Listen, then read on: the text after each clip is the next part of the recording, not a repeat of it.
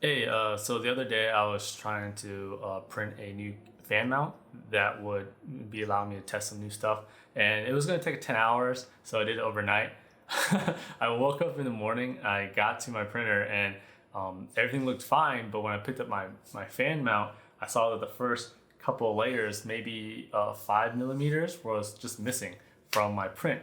And I was so confused. I was like, what's going on? There was no errors, nothing triggered. So I looked around for about maybe 5 minutes only to realize that I ran out of filament in the middle of the night. I thought I had a lot left, and I guess I misjudged how much filament there was left.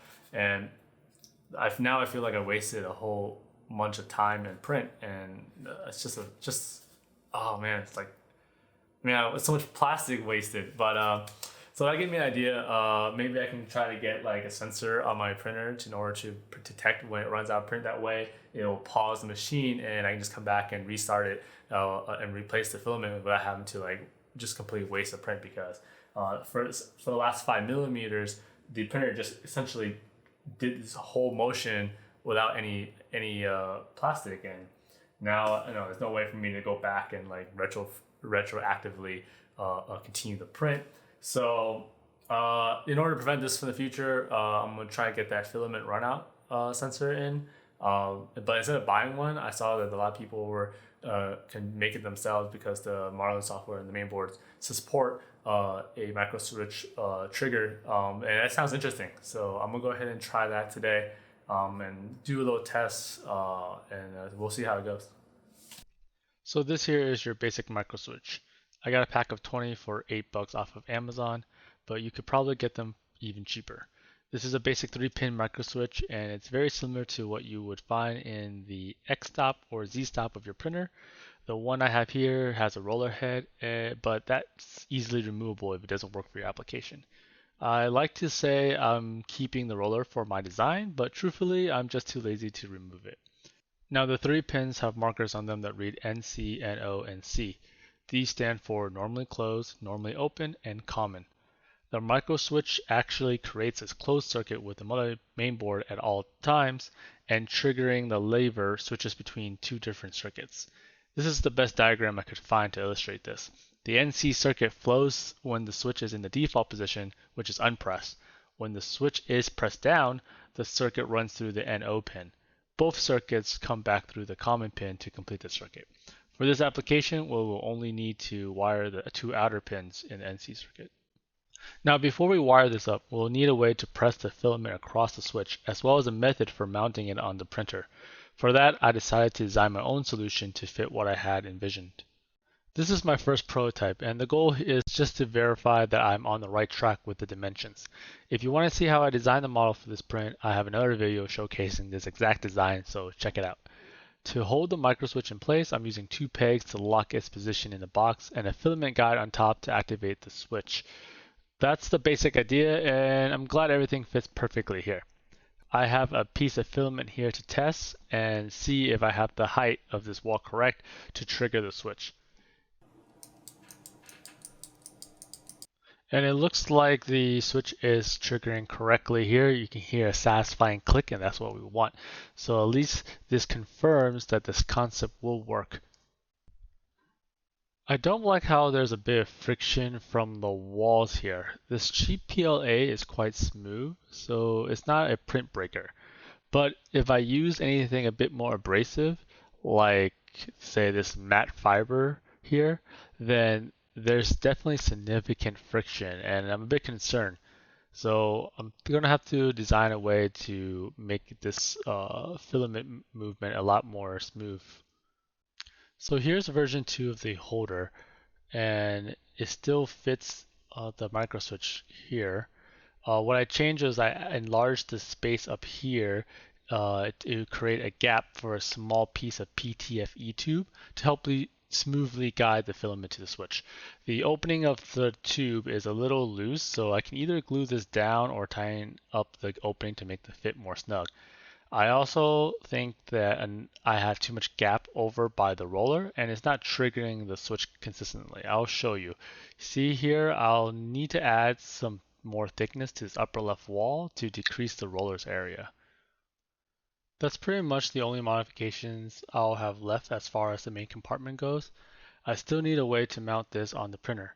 Currently, my printer has this filament guide that I'm quite fond of. I like how it sits at a low profile and mounts directly next to the extruder nicely.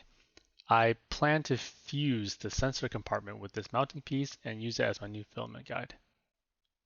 So here it is. This is the finished product and I'm pretty satisfied with how it turned out. It's nothing complicated. I just simply placed a new compartment on top of the existing filament guide mount that I liked. That's pretty much it. And I think that this will work just fine. There was a wire clip on this side that I removed. I did like the wire clip, but it hung downwards in this direction, which would have added another dimension to the print. That would have made it more tricky to print, and I'm trying to keep this as simple as possible so that anyone can easily print it and also not waste too much material. The PTFE tube opening has been tightened, so now it's a very snug and tight fit. It goes in and now I don't have to worry about it falling out. I added two nubs on the side of the walls. These are overhangs that exist on the left and right side, and this is for the case cover that I created. That's a separate print, and these also have overhangs on them as well. And all I have to do is simply slide it on to the box and just snap it down. And once it snaps down, it will hold in place. And that's all for the sensor mount. If you have any suggestions on how I can improve the design, let me know. I will be attaching a link to the Thingiverse page for this design in the description down below if you want to check out yourself. Now for the wiring, we are going to be soldering just the two outer pins. I'm using two 24 gauge wires. Again, I recommend getting silicone wrapped and stranded for maximum flexibility. These are 100 centimeters in length, which should be plenty. So I'm quickly just soldering both sides. I'm not going to put a lot, I'm just going to quick dab. And that should be it to hold it in place. And then after I finish soldering them, I'm going to get a shrink wrap to make it all nice and clean. We're going to remove the old filament guide and insert the new filament guide with the filament runout sensor. And we'll still need to make a plug in order to connect it to the main board. Now, wire stripping and creating your own plug is such an invaluable skill for 3D printing. If you don't know how to do it yourself for now, I definitely suggest doing it at least once so that you get to know it, and then that way you have the materials and be able to do it for all future projects. And you never have to worry about not having the correct wires again. Looking at the main board, we would be connecting the sensor to the port designated as E0 stop for the extruder stop.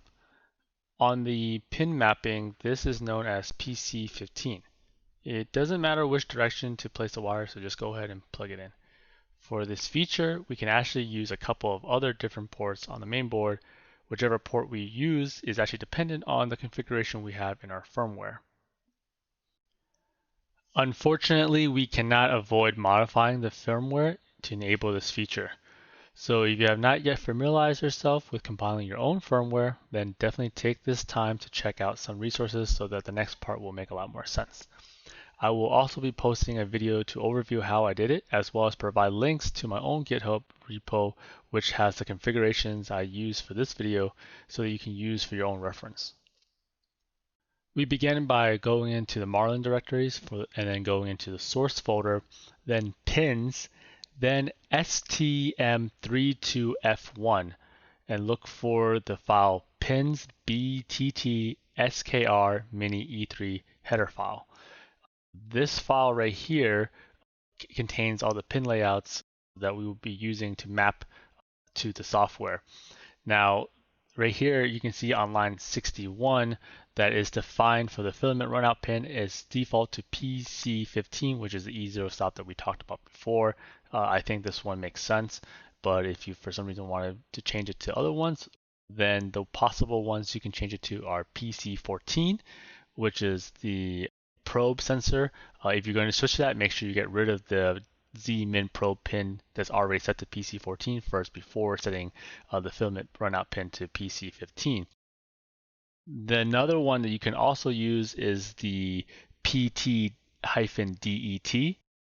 That one is generally reserved for controlling the power supply, but you can also use that for the filament runout sensor, but it is a 3-pin instead of a 2-pin, so you're going to have to change some settings around if you're going to use that. So whatever pin you plan to use, make sure that this file is correctly set up or else it's not going to work.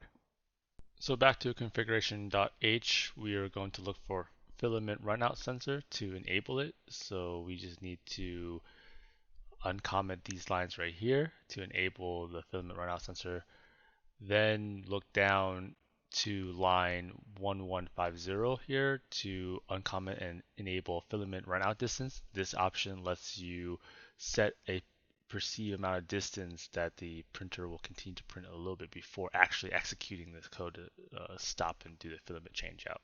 We do this in order to ensure that the filament has successfully exited the sensor box.